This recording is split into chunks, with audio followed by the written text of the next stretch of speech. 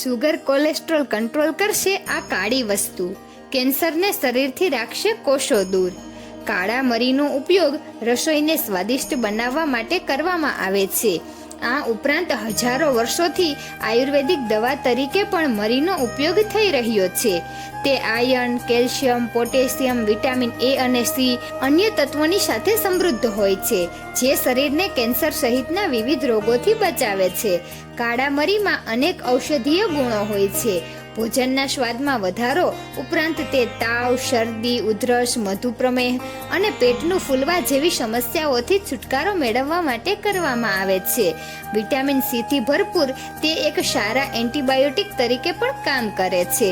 રોજિંદા આહારમાં મરીનો સમાવેશ કરવાથી સ્તન કે હાડકાના કેન્સરનું જોખમ ઓછું થાય છે, કારણ કે મરીમાં કેન્સર વિરોધી ગુણો ભરપૂર હોય છે। ક્રોનિક પેઇન ઘણા રોગોને આમંત્રણ આપી શકે છે। મરીમાં બળતરા વિરોધી ગુણ હોય છે। જો કોઈ જૂનો દુખાવો કે સોજો હોય તો તેને ઘટાડવામાં મરી અસરકારક છે। કાળા મરી રોગપ્રતિકારક શક્તિને મજબૂત બનાવવામાં મદદ કરે છે। નાના બાળકોની યાદશક્તિ વધારવામાં પણ મરી મદદરૂપ થાય છે। કાળા મરી લોહીમાં કોલેસ્ટ્રોલનું સ્તર ઘટાડવામાં મદદ કરે છે। તેથી કાળા મરી હૃદય રોગના દર્દીઓ માટે પણ ફાયદાકારક છે। કાળા મરી બ્લડ શુગરના સ્તરને નિયંત્રિત કરવામાં મદદ કરે છે।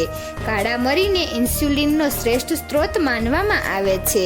તેથી ડાયાબિટીસના દર્દીઓના માટે આહારમાં મરીનો સમાવેશ કરવો લાભદાયી સાબિત થઈ શકે છે। તો મિત્રો, તમને આ વિડીયો કેવો લાગ્યો જરૂરથી કમેન્ટ કરજો।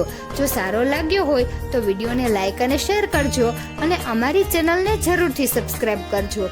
વિડીયો અંત સુધી જોવા બદલ ખૂબ ખૂબ આભાર।